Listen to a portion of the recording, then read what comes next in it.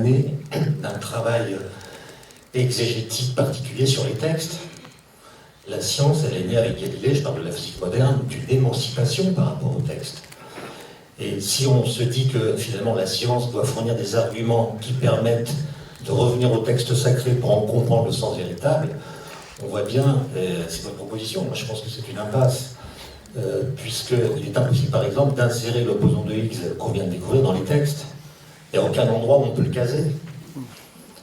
C'est-à-dire que les textes sacrés d'un point de vue scientifique, sauf si on s'intéresse à la question de l'origine de l'univers, mais pour le reste, ce sont des textes qui sont scientifiquement libertaires. C'est-à-dire qu'ils sont compatibles avec toute découverte scientifique. Et j'ajouterais que la science, je parle de la science moderne, hein, pas de la science des Grecs par exemple, qui n'était pas basée sur l'expérimentation, mais la science moderne, celle qui est née avec Galilée, disons, est une science qui n'a jamais été dite avant d'advenir. Et d'ailleurs, c'est pas un discours, la science, c'est plutôt une méthode qui produit les résultats. Et quand on essaie de la ramener à un discours, on prend des risques, parce que la science ne parle pas. Et donc, quand on parle, en fait, on parle pour elle, mais ça n'est pas elle qui parle. Et du coup, on peut lui faire dire à peu près ce qu'on veut. Par exemple, on peut dire que la cosmologie contemporaine éclaire le sens de l'univers parce que les constantes fondamentales, on le comprend d'après les modèles, si elles étaient différentes de ce qu'elles sont, la vie n'aurait pas pu advenir, etc. Autrement dit, quand on connaît déjà le sens de l'univers, on peut le projeter sur la science et dire, tiens, la science exprime le sens. Mais c'est exactement comme lorsqu'on met du sel sur les aliments. Alors une fois que vous avez mis du sel sur les aliments, vous dites, tiens, c'est salé. Ah oui, c'est salé parce que vous avez mis du sel. Et donc, il y a ce mouvement continu, et il y a toujours l'idée de fabriquer un sparadrap syncrétique qui permettrait de rendre compatibles les deux formes de discours. Et j'insiste sur le fait que c'est impossible, puisque la science n'est pas un discours. Si on comprend la physique, elle a des équations, les équations ne parlent pas. Elle produit des résultats, fait des mesures, crée des modèles qui sont d'une efficacité redoutable. C'est-à-dire qu'il y a une efficacité de la science qu'il ne faut pas négliger. Par exemple, le boson de Higgs dont j'ai parlé a été découvert donc en 2012 expérimentalement, et il a été décrit en 1964. C'est-à-dire que dès 1964, on a pu prédire l'existence d'un nouvel objet physique qui n'avait jamais été détecté. Quand je dis que la science n'a pas été dite avant d'advenir, vous pourriez bien, mais si, il y a l'atome, les Grecs avaient pensé l'atome il y a 2500 ans, on l'a découvert expérimentalement au début du XXe siècle. Donc on pourrait dire que l'atome a été dit, pensé, décrit avant d'être découvert. Et ça c'est faux, puisque l'atome qu'on a découvert n'a rien à voir avec l'atome des Grecs. L'idée d'atome a été certes pensée, elle a été motrice, puisqu'on a fait des recherches, on a discuté. On a fini par découvrir un atome qui s'appelle atome, mais qui n'a aucune des propriétés que les Grecs lui attribuent. Il n'est même pas insécable. Donc il ne mérite même pas son nom d'atome. Et la seule chose qui est de commun avec l'atome des Grecs, c'est son nom, mais pour ce qui est de sa structure, ça n'a rien à voir. Et ça illustre une chose qui est importante, c'est une phrase qui paraît un peu paradoxale, sibylline, mais c'est l'idée que les choses qui n'existent pas pour rien. L'atome des Grecs n'existe pas. Mais le fait qu'il ait été pensé a eu une utilité dans l'histoire des idées qui a abouti à la découverte d'un objet qu'on appelle l'atome, mais qui n'est pas celui qu'on avait pensé. Ça veut dire que la science est capable de reconnaître l'existence de choses qui n'ont pas été pensées, de choses qui s'imposent à nous par le biais des méthodes que la science a mises sur pied. Alors, évidemment, il y a un endroit où on va dire, tiens, il y a un conflit, c'est la question de l'origine de l'univers. Bon. En effet, et là je suis tout à fait d'accord avec ce qui a été dit tout à l'heure, la cosmologie n'est devenue scientifique qu'à partir du moment où Einstein a proposé une nouvelle théorie de la gravitation, il y a un siècle, qui permet de considérer l'univers comme un objet physique. C'est-à-dire que l'univers a des propriétés globales qui ne sont pas réductibles à des propriétés locales. Par exemple, il y a une courbure généralisée de l'espace-temps.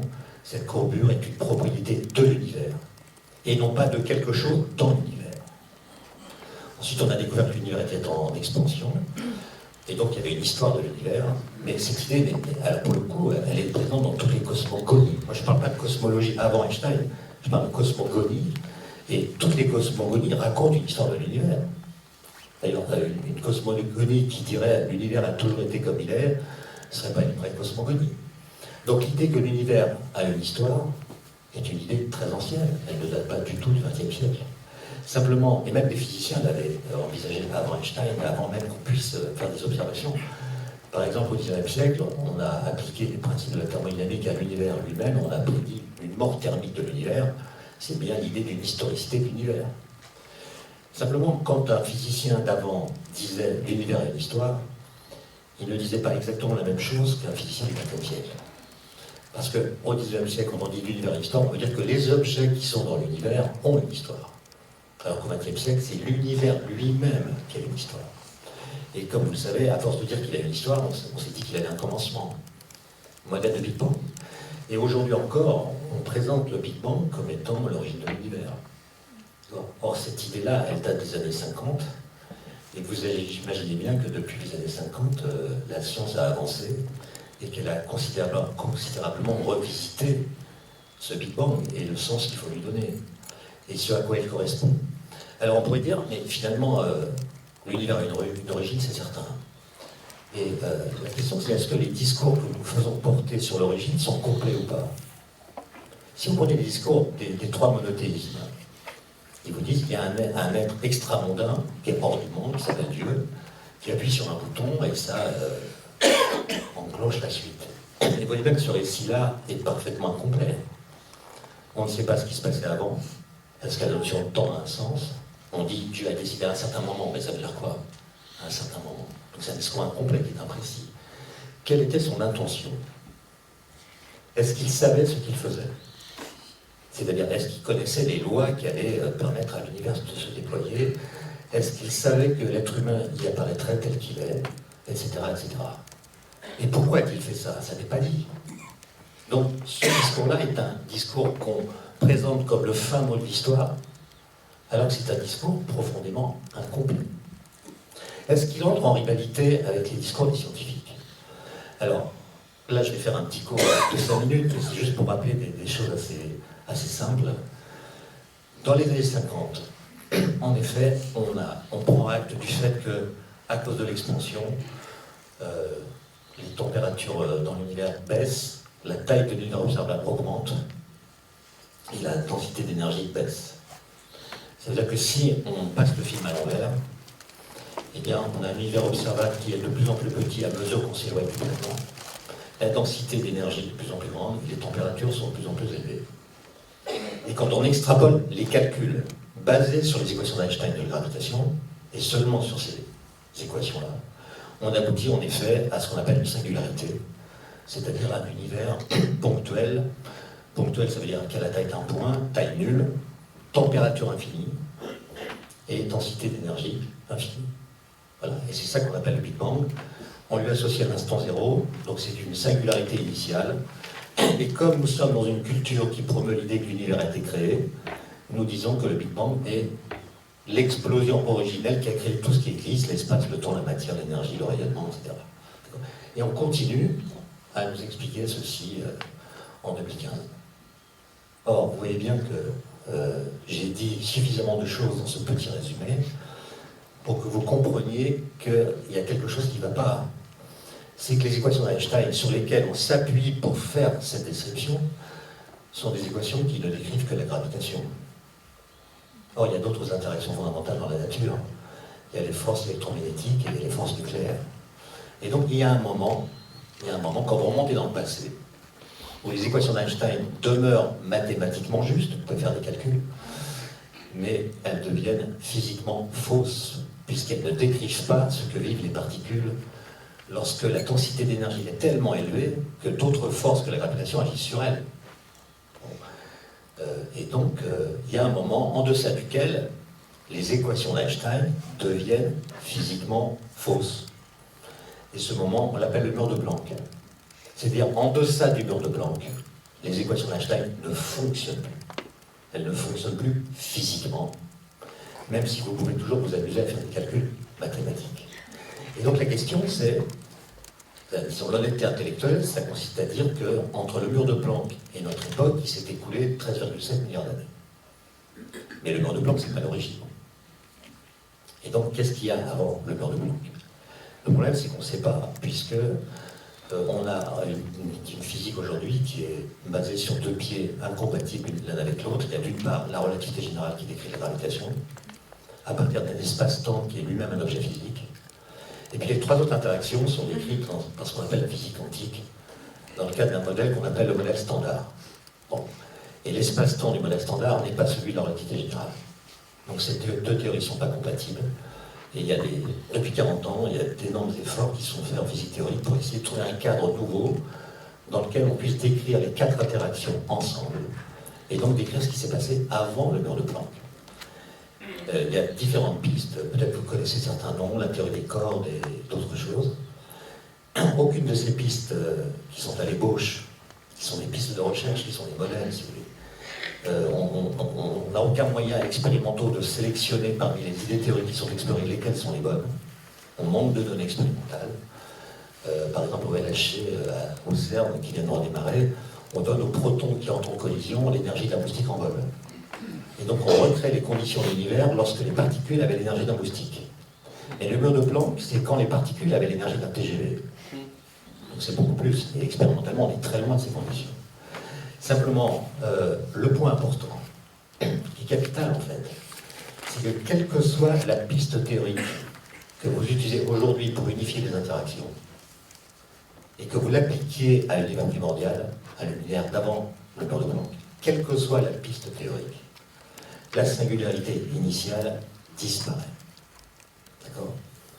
C'est-à-dire, je vous donne un exemple, la théorie des cordes vous dit que la température moyenne dans l'univers est nécessairement finie. C'est-à-dire qu'à tout moment de son histoire et à tout point de son espace, la température dans l'univers est inférieure à une certaine grandeur, qui est très grande, mais qui n'est pas infinie. Et vous voyez qu'il suffit que je dise cela pour que la théorie des cordes appliquée à l'univers primordial fasse que l'instant zéro va passer à 5 quarts d'heure. Parce que l'instant zéro des anciens modèles, il était associé à une température infinie. Et donc la théorie des cordes vous dit, le Big Bang, c'est pas ça. C'est pas une singularité. Et vous avez d'autres modèles qu'on appelle des modèles de pré-Big Bang, dans lesquels le Big Bang est une transition de phase entre un univers d'avant, qui est en contraction, jusqu'à ce que sa température atteigne la température la plus élevée, et une fois qu'il l'a atteinte, il rebondit pour devenir un univers en expansion que nous connaissons. Je ne suis pas en train de vous dire que l'univers n'a pas d'origine. Je suis en train de vous dire que nous n'avons pas la preuve scientifique que l'univers a une origine. Et nous n'avons pas non plus la preuve scientifique qu'il n'en a pas eu. Et donc la question, c'est pourquoi est-ce que la question de l'origine est toujours présentée comme une question fermée, c'est-à-dire l'univers a une origine, la question c'est laquelle, alors que la question qui se pose est celle de savoir si l'univers a une origine. Et quand je parle d'origine, je prends le mot au sérieux, c'est-à-dire l'origine, dire que l'univers a une origine, ça veut dire que l'univers a été précédé par le néant. Parce que si je dis que l'origine de l'univers c'est ceci ou cela, vous voyez bien, je mets une chose à l'origine, ou un être transcendant ou pas. Je le mets à l'origine. Soit cet être ou cette chose a toujours été là, ce qui veut dire que l'univers n'a pas d'origine. Soit cette chose n'a pas toujours été là, ça veut dire qu'elle est elle-même l'effet d'une cause qui l'a précédée, et donc elle n'est pas l'origine. Et donc la question est de savoir si nous serions capables de comprendre une transition qui a fait passer le non-être à l'être, qui a transformé le non-être en être. D'accord ? Est-ce qu'on est capable de penser cette chose ? Est-ce que nous sommes capables de penser le rien ? Et en prétendant expliquer la transition entre le non-être et l'être, est-ce qu'on ne va pas créer des monstruosités logiques ? Par exemple, on va dire que dans le néant, il y a quelque chose qui permet au néant de cesser d'être un néant. Mais ça, vous voyez que c'est contradictoire avec l'idée même de néant. D'accord ? Et donc, la question, c'est pourquoi est-ce que nous tenons tant à avoir le fin mot de l'histoire, quitte à le fabriquer ? Pourquoi est-ce qu'il n'est pas plus intéressant de vivre sans connaître le fin mot de l'histoire ? Merci beaucoup. C'est ce renoncement justement à connaître la fin de monde de l'histoire qu'il faut enseigner et peut-être appliquer et présenter de cette manière. Est-ce que... Si juste pour une précision là-dessus, si vous voulez, c'est que je pense qu'on a bien compris, et ça c'était une illusion scientiste assez présente, notamment à la fin du 19e, la science ne répond qu'aux questions scientifiques. Voilà. Mais elle est la seule à y répondre. Elle est la seule à y répondre. Et donc, vouloir faire concurrence à la science dans son propre champ, c'est vain. Si vous avez des questions sur l'antimatière, le mieux c'est d'aller voir un physicien qui travaille sur l'antimatière. Il n'y a que lui qui pourra vous répondre. Autrement dit, la science a permis d'exhiber des connaissances qu'on peut qualifier d'universelles. Universelles dans un sens qu'il faudrait préciser, mais je n'ai pas trop le temps. Simplement, et c'est l'autre leçon du XXe siècle, c'est que l'universel de la science est un universel incomplet. Lui aussi, puisque précisément, la science ne répond qu'aux questions scientifiques, qui sont très peu nombreuses, en fait. En physique des particules, mon collègue les a dites, c'est où est-ce que l'antimatière est passée, de quoi est faite la matière noire, de quoi est faite l'énergie noire. Voilà, en gros, les questions qu'on se pose, et le LHC va essayer d'avancer un peu dans les réponses. Bon, c'est pas des questions qui passionnent les foules, D'accord ? Les questions qui nous intéressent, c'est les questions qui sont relatives à nos valeurs. Comment vivre ensemble, comment fonder l'idée de liberté, comment penser l'idée de justice, etc. Comment vivre ensemble. Voilà les questions qui nous intéressent. Et là, la science ne vous aide guère. Même si la cloison entre les connaissances et les valeurs n'est pas aussi étanche qu'on le dit. Par exemple, un être humain qui sait que l'univers a au moins 13,7 milliards d'années, et que l'homme n'y est apparu qu'il y a 2 ou 3 millions d'années par an, c'est-à-dire que l'univers a passé le plus clair de son temps sans nous, est un être humain qui va penser son rapport à l'univers différemment de celui qui pense que l'univers a 6000 ans et que l'homme n'y est apparu tel quel. Donc il y a des connaissances qui changent notre position par rapport à l'univers. Donc la séparation entre la connaissance et les valeurs n'est pas aussi étanche que beaucoup nous le laisser penser. Et donc, moi je pense que le discours qu'il faut tenir, c'est que la science mérite d'être connue pour elle-même. Elle répond à des questions qu'elle est la seule à se poser. Et la seule à pouvoir y répondre. Maintenant, toutes les autres questions, celles qui sont donc relatives aux valeurs, on pourrait y répondre soit en puisant dans la religion, soit en s'en passant, certains le font. Autrement dit, il y a une certaine liberté de choix sur la manière individuelle de répondre à des questions relatives aux valeurs. Et d'ailleurs, on le voit bien, et c'est ça qui est source de conflit. C'est que justement, nous ne sommes pas d'accord sur les valeurs. Et c'est en gros autour de ces questions que les querelles commencent. Mais au moins, il s'agirait de ne pas relativiser la science en disant, finalement, elle ne s'intéresse qu'aux questions scientifiques. Et si les questions scientifiques ne nous intéressent pas, nous avons le droit de la laisser de côté. Moi, j'ai l'impression que c'est un peu ça qui se passe. Au motif qu'elle ne répond pas au fin mot de l'histoire, nous la marginalisons. C'est une chose que Nietzsche avait prédite dans un texte de Humain trop humain qui s'appelle L'avenir de la science, il y a un texte d'une page, dans lequel il dit que notre goût pour la science va s'émousser à mesure qu'elle nous garantira moins de plaisir. Et c'est un peu ce qui se passe. C'est surtout le vertige que l'on ressent, et nos peurs, et nos désirs que l'on essaye de combler dans cette confusion que l'on cherche entre... Oui, mais ça c'est une question... Mais c'est pas une question pour les psychanalystes, c'est pas une question qu'à voir avec Dieu et la science, c'est une question pour la psychanalyse. Pourquoi est-ce qu'on veut éliminer les peurs? Pourquoi est-ce qu'on veut éliminer l'effroi? On peut très bien vivre avec le mystère. La question de l'origine, je pense que franchement, on ne saura jamais. On ne saura jamais si l'univers est d'origine ou pas. On ne le saura jamais. Enfin, on ne pourra jamais démontrer que l'univers a été précédé par rien. Puisqu'on peut expliquer l'apparition d'une chose en physique ou en science qu'en invoquant une autre chose qui l'a précédée. Donc pour un physicien, le mot origine veut dire achèvement.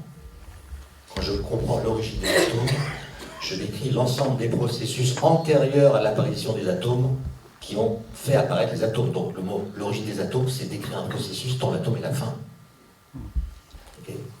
Maintenant, si je m'intéresse à l'origine de l'univers, ça veut dire que je comprends l'apparition de l'univers comme la fin d'une histoire qui l'a précédée. Ça veut dire qu'avant l'origine de l'univers, il y avait quelque chose. Et donc c'est pas l'origine. Il faut résister un phénomène qui est difficile d'ailleurs à contrecarrer, que personne appelait le mouvement rétrograde du vrai. C'est-à-dire une fois qu'on a découvert quelque chose, on a tendance à le rétro-projeter dans des textes anciens, comme si le sens des mots n'avait pas été modifié. Par exemple, quand on parle du temps et qu'on lit le mot chronos chez les Grecs, on pense que dans l'esprit des Grecs, chronos, ça désigne le temps tel qu'on le pense aujourd'hui, alors que les Grecs avaient une toute autre idée de cette chose-là. Et donc il faut se méfier de cette transposition vers le passé. Et je répète que, à ma connaissance, il n'existe pas de découverte scientifique qui résultait d'un travail approfondi sur un texte. Voilà. Sur une pensée de C'est la grande découverte de Galilée, c'est que ce n'est pas en lisant des livres qu'on va découvrir ce qu'est le monde. C'est en faisant de la théorie et ensuite de l'expérimentation, et non pas de l'observation, parce que l'observation nous trompe. Toutes les lois physiques contredisent l'observation. Hein, par exemple, si vous faites tomber un corps lourd en même temps qu'un corps léger, vous verrez que le corps lourd tombe plus vite que le corps léger. Et la loi de la chute des corps vous dit que tous les corps tombent à la même vitesse. Donc la loi de la chute des corps dit le contraire de ce que vous observez. Et toutes les lois physiques sont comme ça. Et donc on les a découvertes non pas en faisant des observations, mais en montrant par la théorisation puis l'expérimentation que l'observation nous trompe, et en tout cas qu'elle mérite d'être réinterprétée, parce que en fait, quand on fait tomber des corps dans l'air, évidemment il y a une force supplémentaire, qui est la résistance, et c'est elle et seulement elle qui est responsable de la différence de vitesse entre les corps lourds et les corps légers. Et donc, mon point, c'est simplement de dire que nous avons tous des croyances, religieuses ou autres, et elles sont également respectables, sauf quand elles s'expriment de façon trop radicale. Bon. Et il y a des connaissances scientifiques ou autres que nous avons la liberté d'ignorer. Moi, j'ai des étudiants qui disent la science, ça ne m'intéresse pas. Bon, ils ont le droit. On a le droit de ne pas vouloir connaître ce que nous connaissons. On n'est pas obligé de faire de la science. On n'est pas du tout obligé de s'intéresser à ce que font les scientifiques. Mon point, c'est simplement de dire que nos connaissances scientifiques ne peuvent pas être dites dans les termes par lesquels nous disons nos croyances. C'est tout. Nous ne pouvons pas dire les connaissances dans les termes des croyances. Et même, monsieur, quand vous dites maintenant nous savons pourquoi l'univers est grand. Non, la science, elle nous dit que l'univers est grand. Alors grand, il faut le préciser par rapport à notre taille à nous. Parce que dans l'absolu, être grand, ça ne veut rien dire. On est grand par rapport à quelque chose. Elle nous dit aussi d'où vient que l'univers est grand. Mais elle ne nous dit pas pourquoi l'univers est grand. D'accord ?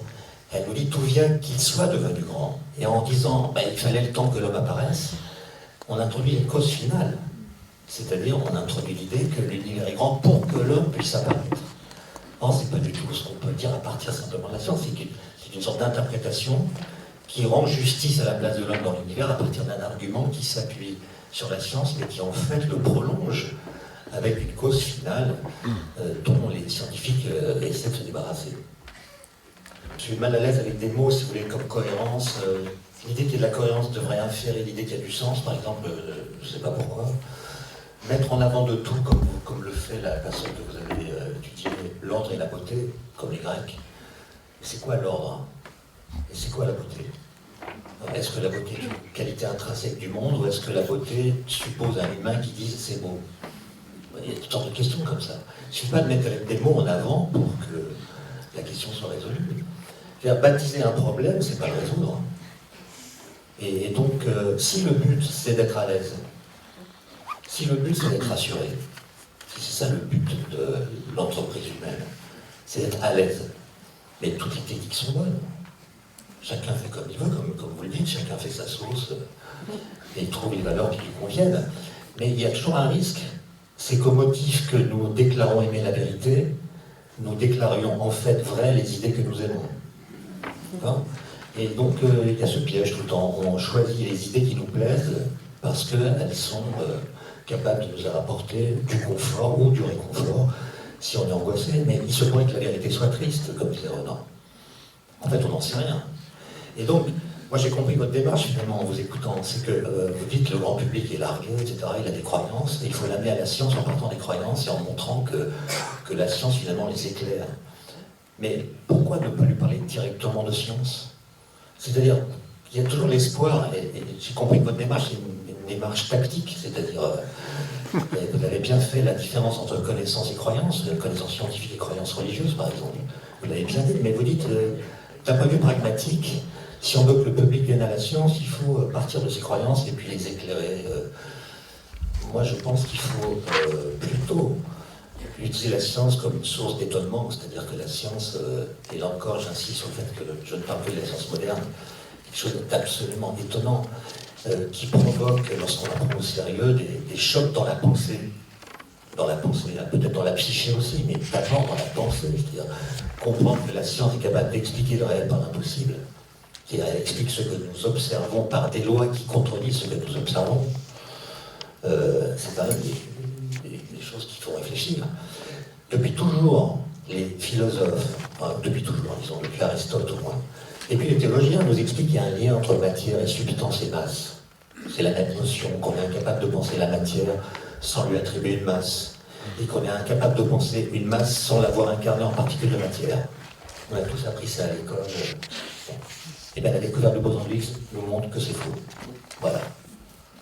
Les particules de matière n'ont pas de masse, ou plutôt la masse qu'elles possèdent ne vient pas d'elle-même, mais devient de leur interaction avec le vide qui n'est pas vide.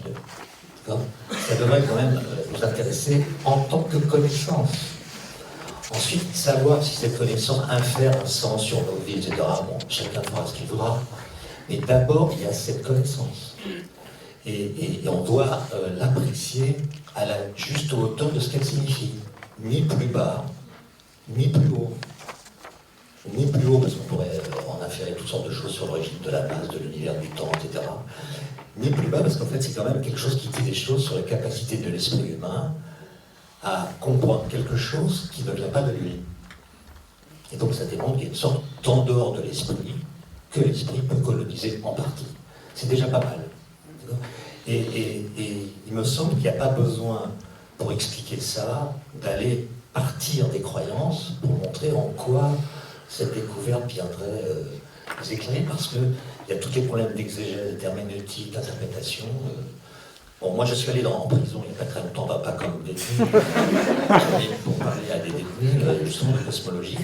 Et comme vous le dites, il y a des gens qui m'ont expliqué que tout ce qu'on fait, nous les physiciens, est inutile, parce que la sourate truc et la sourate machin dit exactement en plus précis ce que nous peinons à découvrir de façon approximative. Bon, évidemment, ça a lancé une grande discussion avec ces détenus, et ils ont fini par être d'accord sur le fait que nous, on ne travaille pas avec le langage. On ne travaille pas avec le langage. D'accord ? Et ce que nous découvrons ne peut pas être dit dans le langage, en tout cas pas dans le langage ordinaire. Et imaginez qu'on puisse condenser tout ce que la science nous a appris dans des phrases, mais ça n'a aucun sens. Ça n'a aucun sens. Et c'est ça qui me rend un peu suspicieux à l'égard de votre démarche, que je comprends d'un point de vue politique. Il faut amener les croyants vers la connaissance. Très bien. Mais il me semble que la méthode est ambiguë parce qu'elle sous-entend, le terme overlap d'ailleurs le dit bien, un principe de continuité entre les deux. Or, la science ne nous dit pas ce que nous devons penser, mais parfois elle nous indique ce que nous ne pouvons plus croire.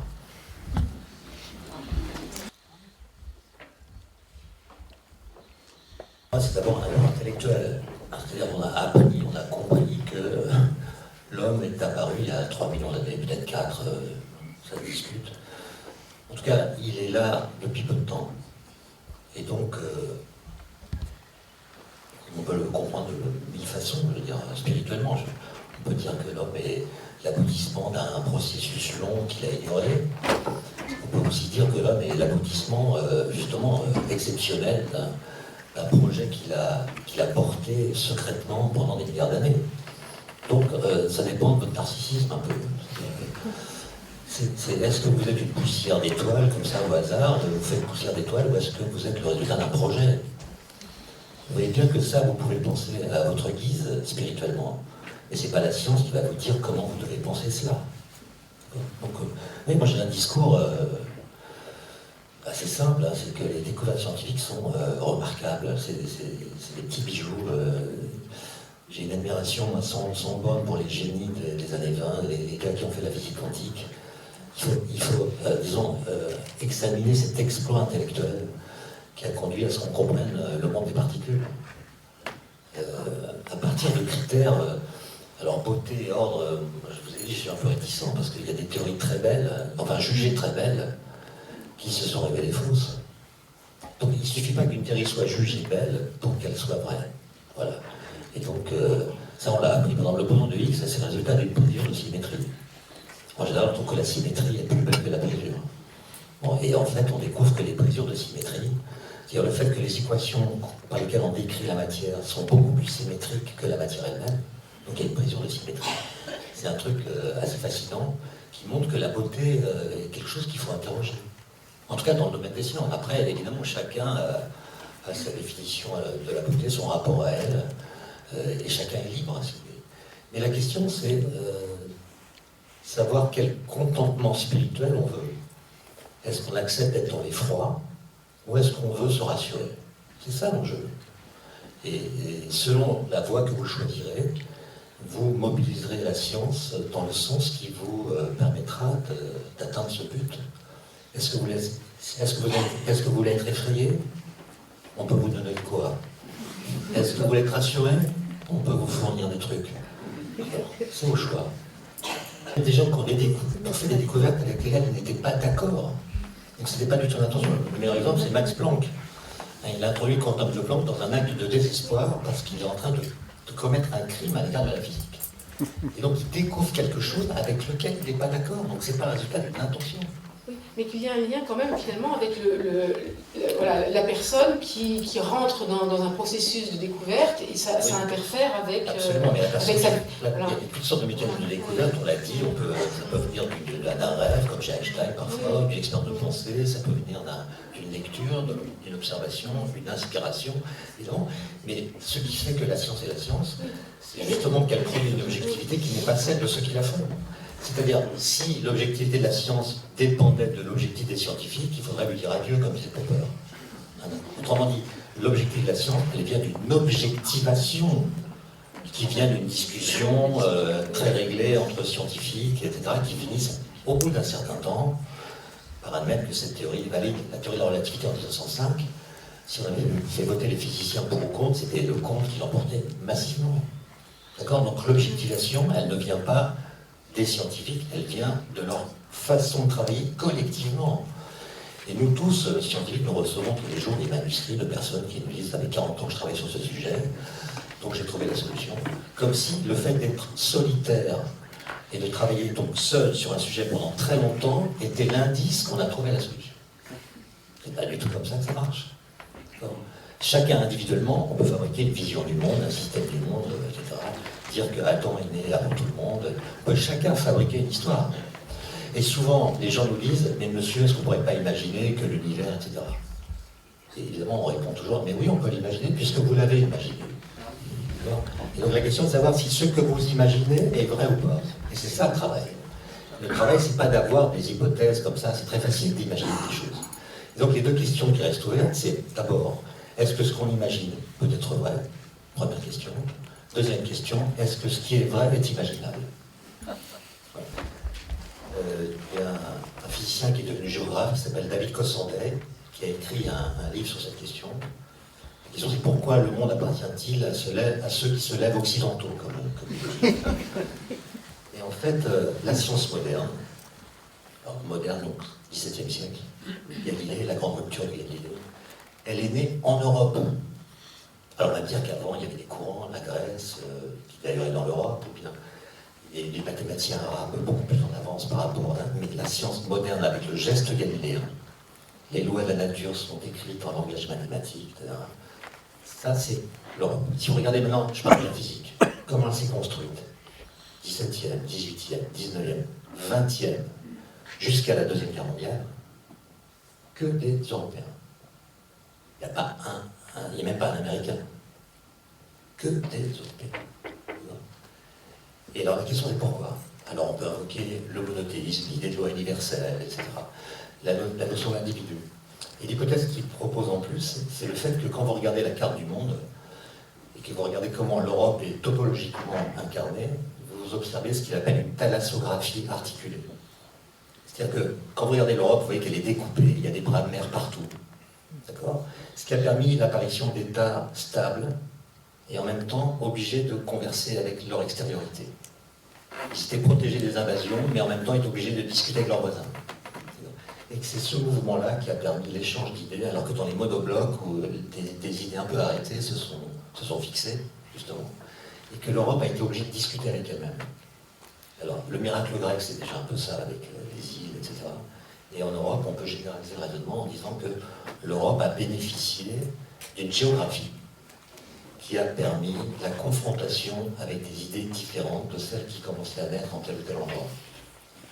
Et évidemment, comme on ne fait jamais très bien les choses, au moment où l'Europe a produit le meilleur d'elle-même, c'est-à-dire intellectuellement la physique quantique, elle a produit le pire politiquement, c'est-à-dire elle a produit Hitler, Mussolini, Staline, et du coup, la science est partie clé en main aux États-Unis. Et là, elle a changé de forme, elle a changé aussi de puissance, etc. Et quand on prend l'histoire, moi j'appuie ce terme, c'est-à-dire la science, elle est née en Occident, pas en Europe. Ensuite, elle a colonisé une partie de la planète. Mais, comme le montrent les anthropologues, aucune autre civilisation n'a fait une séparation entre l'homme et la nature, comme l'Occident l'a fait. L'Occident, avec Galilée, dit que l'homme est un être d'anti-nature. Non pas qu'il soit contre la nature, mais au sens où l'homme est transcendant par rapport à la nature. Quand l'homme échappe en quelque sorte à la nature, il en est peut-être le résultat, mais il peut la comprendre, la dominer, etc. Alors que dans les autres civilisations, la séparation entre l'homme et la nature n'existe pas et ne se situe quand elle n'existe pas au même endroit. C'est-à-dire que moi j'ai discuté beaucoup avec des Indiens d'Amazonie, pour eux, l'humanité elle contient, si vous voulez, les plantes dont on se nourrit, l'air qu'on respire, la planète Mars qu'on peut voir à l'œil nu, etc. Donc l'humanité contient le cosmos. Par contre, la tribu d'à côté, là, où ils sont peints avec des peintures violettes alors que nous on est en vert, ceux-là, c'est pas les humains. Donc l'universel ne se déploie pas de la même façon. Et je pense qu'en effet, la science a à voir avec l'Occident, pour ce qui est de sa genèse, mais pas pour ce qui est de sa portée. Elle a une portée qui dépasse les frontières de l'Occident, puisque si vous allez en Chine, les scientifiques chinois font exactement la même science que les autres.